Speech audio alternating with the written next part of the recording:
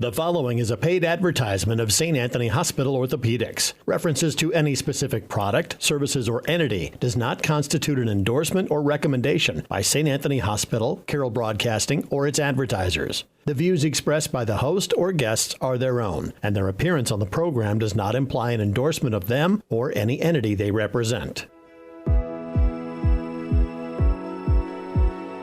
Welcome to the St. Anthony Hospital Orthopedic Show with Dr. Richard Godding. Dr. Godding specializes in joint preservation, reconstruction, and replacement surgery, and brings over 25 years of orthopedic excellence to St. Anthony Hospital and to the Carroll area. For more information about Dr. Godding, his practice, or St. Anthony Orthopedics, go to santanthonyhospital.org or make an appointment by calling 712-794-5536.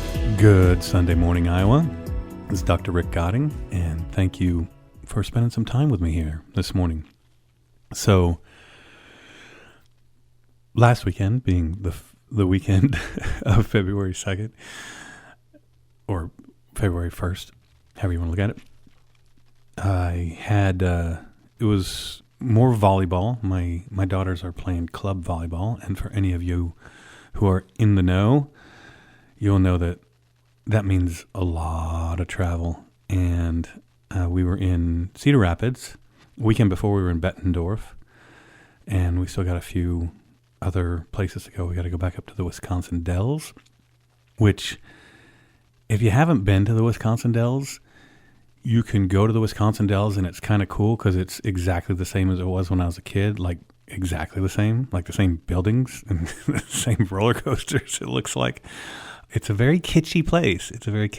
And we actually have to go up there 2 weekends in a row because even though my daughters are on the same club team, the older girls are playing one weekend and the younger girls are playing another weekend. So it just gets to be, finishing up at the Dells, which is, 5.5, 6 hours away on Sunday afternoon is really fun. But I've talked about this last year. I didn't talk much about it this year because I think we kind of just got going into the club season.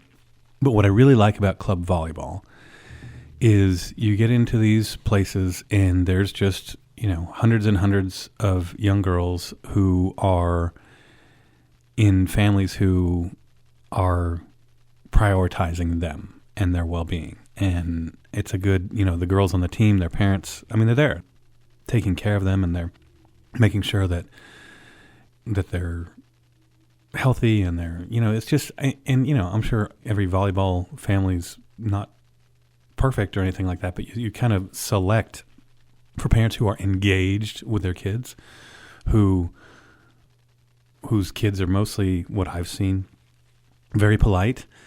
And, it's teamwork. It's just a good thing. There was nothing like it when I was growing up. Not for boys or girls. Well, I guess to some extent wrestling was kind of like that. Although I would say by the time I was a junior in high school, my mom usually just came to the duels at the school and we would drive to the tournaments ourselves and, because it'd be an all-day tournament and you'd wrestle. Well, sometimes once, sometimes 2 or 3 or 4 times. But as far as like being an organized sport like that, there was just nothing like it at that time. And it's not, there's drawbacks to it too. It's a lot. It's a lot on the girls. It's, a lot of practice, but it keeps them involved in something. They're not sitting around wondering what to do. And that's one thing my girls are never doing between club volleyball and my youngest is on the synchronized swimming team at her high school, which is kind of a very big deal at her high school. And they both play volleyball, and the oldest runs track, and the youngest might run track this year. So it's Madison, Sydney are their names. And, it's nice that there's these things that kids can get involved with that, keep them just engaged on different levels. But I do like the volleyball. My daughter danced here at a really nice studio here in Carroll for a couple of years. Fusion Dance is the name of it. And that was fun too. And they put on a great production every year. They're really nice little dance studio here. So there's just a lot out there for the kids nowadays. And so it's nice. On the other hand, they don't have the free, unrestricted sort of play that we used to when I was little. I mean, in the 70s, boy, you'd leave the house and mom would say, come back in time for dinner or be back before dark. And that was the end of it. And there was no cell phones, and you would give a general idea of where you were going. It's just interesting how different the world is. I mean, there's so much less independence. There's so much more structure. I don't know that it's all good or all bad. It just is, right? It just kind of, this is where we are. I don't think there's ever going to be going back to your kid leaves the house, let's say without a phone, and just goes, especially at the ages that we used to do it. I mean, when I was 8, my 10-year-old brother and I would just go cruise. And, they arrest parents for that kind of stuff nowadays. So it's very interesting how much the world has changed. But it's, the sign of the times. It's an interesting time to be alive, with everything coming with artificial intelligence. AI that's going to change a lot of stuff. And, they talk about all these jobs that are not going to be necessary. And it's like, well, what are people going to do? But I guess, the same thing sort of happened in the Industrial Revolution is they thought, well, if you make these factories and each factory represents 100 people doing 1,000 people's work, what are the other 900 going to do? And it seems like we figured out something for those other 900 to do. But, they're talking about big professions like accounting, actuaries, and contract law, and things like that are going to be within the next foreseeable future. Even truck drivers and things like that. So it is a little scary because I believe people have to work. I mean, it does say it in the Bible, but anyway, even if you're not a Christian, there's a lot of good wisdom there, and part of that wisdom is you get a sense of fulfillment from work. And I think the thing is, it doesn't matter what your job is. If you put pride into it, you can get pride out of it. I don't care what that job is. If you have a job that you think you would rather have a different job, then you can work harder at the job you have and kind of move up whatever ladder is there. Or you could just decide, hey, I'm going to be the best, whatever this job is that anybody's ever seen. And there's pride to be associated with that. And so I think if you take that away, there's a lot of this talk about people won't need to work. And, I just don't necessarily agree with that. I think work is a necessity just as much as anything else. I think, and work doesn't necessarily have to be a formal job. I mean, my wife has not had a formal job, but she's had a formidable job of raising 2 girls and keeping a household together and doing other things. She put together the library at their school and did a bunch of school events and did a lot of creative things. She was in advertising back in New York when we met. So she's done a lot of that kind of stuff. So I just think that I think you got to have a project. You have to have a project in your life. And so I think work fulfills that for a whole lot of people. And it's just interesting to see where AI is going to go with this. It's somewhat frightening, but I think the same thing kind of was said with the internet. Oh, the internet's going to make it where there's not going to need so many different jobs, but then it created jobs too. And I don't know. I don't know if AI is going to create jobs or if they're going to take over and kill us all. I don't know. But it's definitely interesting times. So I'm going to give a little review before we get into the orthopedic section of the show. And I went with my wife to the Civic Center, whatever they call it in Des Moines, the main place where they have the musicals and things like that. And we saw this, apparently it's a traveling Broadway show. And it's called Shucked, like corn, shucked. And I would just say that I'm not the biggest musical enjoyer, as in musical theatrics, although last time we were a while ago, I guess it's probably been 6-8 years, when we were in New York, we took the kids to see The Lion King on Broadway, and that was just amazing. And if that ever comes here again, if you have grandkids or kids that are younger than, let's say, 13 or 14, they would enjoy that so much. And I had a great time. This one, when the lights would come up just enough, I was checking my playbill always to see how many songs were left. And my wife caught me a couple times and kind of slapped me. But, I was like, There were clearly, the stagecraft was nice. The music was very well played. I just didn't really enjoy it. The acting and singing was very nice. It's a traveling Broadway show. So I think these are the people who are maybe the understudies. I don't know how these traveling Broadway shows go. It's clearly not the same one that's playing on Broadway, or maybe it is. I don't even know. Anyway, my review of Shucked is that we thought it would be, it's sort of a comedy. And I thought it would be a little funnier than it was. I think my wife enjoyed it a little bit more than I did. But that's what's important. She had a very good time. And, and now I've been to the theater recently, so. But I would say, if someone asked me their opinion, I would say maybe don't.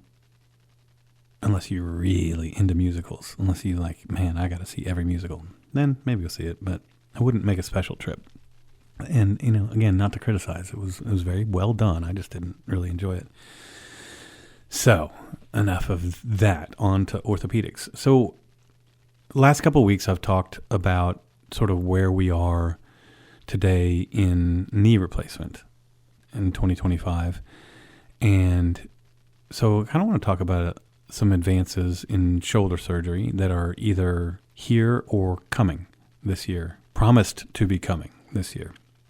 And I guess one of the big ones that has been promised to us for a while is robotic shoulder surgery for joint replacement. Now, the robot joint replacement is very enticing, and I would use that for reverse total shoulders. So reverses are where you put the ball where the socket is and the socket where the ball is, and the reason that you do that, it's a reverse. It reverses the anatomy of your shoulder.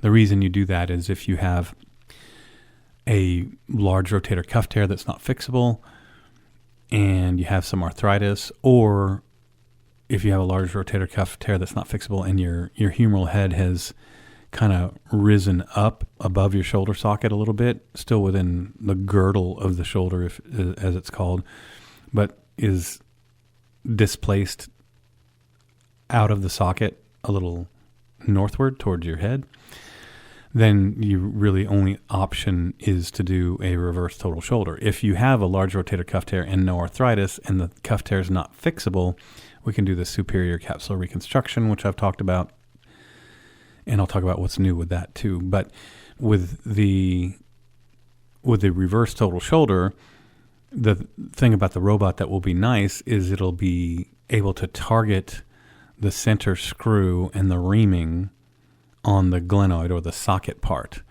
And sometimes that's a little fiddly, and it would be really nice to have the same sort of three-dimensional imaging. I'm not even sure I'll use it because I haven't seen it. I don't know. You essentially, to do these things, you have to drill into the bone and connect reflectors that reflect an infrared ray from the robot back to the robot so it knows where it is in space. So the idea is, again, like the knee or the hip, you would get the CT scan of the shoulder, and you would drill into the shoulder blade, because that's where the action would be, is on the shoulder blade side. And then it would tell you exactly where to put the screw in the middle, which, what we have right now is pretty good. What we have right now is we take a 3D CT scan and they make a guide that snaps on based on the patient's own anatomy and where you plan to put the screw. And that's what I use now. So you snap this thing on the socket, you get in there and you get your exposure. So you're looking at the socket and you snap this little clamp on it, and it's actually individually made for that patient to guide the screw right where you want it, right where you've planned it. And it works pretty well. I'm not sure how much of an advantage it's going to be to use the robot. I'm going to have to see. And then, of course, you're going to have to drill into the bone, which drilling into the femur and the tibia is one thing, because it's pretty easy to get right down to those bones. But if you're going to drill into the shoulder blades, it's a little bit, I don't know, it's a little bit less straightforward to drill into the shoulder blade to hold the reflector. So that is supposed to be coming this year. I'm not sure I'm going to use it. I definitely will not use it on my anatomic total shoulders, because the anatomic total shoulder, which is a regular ball is where the ball is and the socket is where the socket is, I use the resurfacing from ArthroSurface, and I'm just so happy with that. My patients are so happy with it, and they're able to do all these amazing things without any limitation, which is the reason I started using it in the first place about coming up on a decade now. I have had 0 of them fail. I have patients who have gone back to amazing amounts of activity and jobs and things that you typically would not be able to do with a standard total shoulder. So I really like that one. Nothing is changing with that. It's such a fundamentally sound design, and it is so well tolerated by patients. They do just so well with it that I just cannot imagine anything on the horizon that's going to replace that. And there would be no reason to use a robot to put this in. So with the resurfacing, you're looking straight on at the head of the humerus, the ball, if you will, and you drill right down the center of it, and then that's where you put the little cap on there. Whereas the other way of doing a shoulder replacement, you have to cut the head off and then put a stem in. And once you put the stem in, then you're subject to, is it too high? Is it too low? Is it rotated one way or the other way? There's a lot of different variations. But if you're just putting a cap on what's already there, I mean, you're just replacing the anatomy that already exists. So you're not really, there's not a lot of ability to mess that up. And on the socket side, you're just looking right at it. And you don't, I'm going to have to do a whole episode on how the resurfacing works. But in short, on the socket side, you take out a little bit and you put a little plastic button in the middle of the socket, and then there's a rim of your own bone around it. And so that becomes what we call a load sharing device instead of a load bearing device, whereas all of the other ones, essentially, you resurface the entire socket. I know resurfacing gets to be a term. So I'm resurfacing the head side, and on the socket side, I'm supplementing the surface. Whereas the standard total shoulders, you cut the head off and you resurface the whole socket side. I know it seems very nuanced, but it's dramatically different. And if you want to look at it, look at ArthroSurface, A-R-T-H-R-O, Arthro Surface shoulder online. And it's got some pretty cool videos and pictures there. The reason I use this is for the ability of patients to really go back to any level of activity they want. So the robotic surgery is coming. I'm not sure I'm going to use it. Another thing that's coming, and is already here, is I've talked a lot about the Regenin-10 patch. And the Regenin-10 patch is that patch that you can put on either a partial tear or a full thickness tear of the rotator cuff. And as a partial tear, it stands alone as an operation. And this is what I had on my shoulder and has, allowed me to get back in the gym and become fitter than I've been since I was in my 30s. And of course, that's a carnivore diet too, but that's another discussion. But the thing about the Regenin-10 is there's no initial strength to it, so it just kind of sits on top there and then grows in and thickens up the cuff. Well, now Anika Pharmaceuticals, which is another company, has come up with one that is hyaluronic acid, which is the substructure of collagen, which is the substructure of a tendon. And so you put this patch on and it's got that in it, but it's also got suture in it, so it's strong so you can't tear it. So I'm going to start using those on the bigger tears. So if you have a big tear and I attach your rotator cuff back down to the bone and I think, man, it'd be nice to have a little more strength there and maybe a little more biologic activity, I can put this new graft on there and it will help to stimulate new growth of the tendon and also will help with the initial stability while it's healing. See, because once the tendon is healed, and that happens, we say basically 6 months after a rotator cuff repair that the tendon is finally fully healed and you can do whatever you want. But until that time, so especially in the early days, it'd be nice to have a little extra strength, and especially since that little extra strength is actually adding some biologic activity because of the coatings on it. So that's very exciting, and that's something that I've already started using and have been very happy with it. For now, I intend to continue to use the Regeniten on the partial tears, because then having a rotator cuff repair done and only being in a sling for 48 hours is a very nice thing, as I know from my own experience, because otherwise, 6 weeks in a sling is a big endeavor. But, I mean, you have to do what you have to do. You have to do the right thing, and you have to deal with it. But if you can do just the Regeniten, and that is sufficient for your needs, man, it's just a game changer. And I think that this new Anika patch will be really, really, really helpful in those larger tears.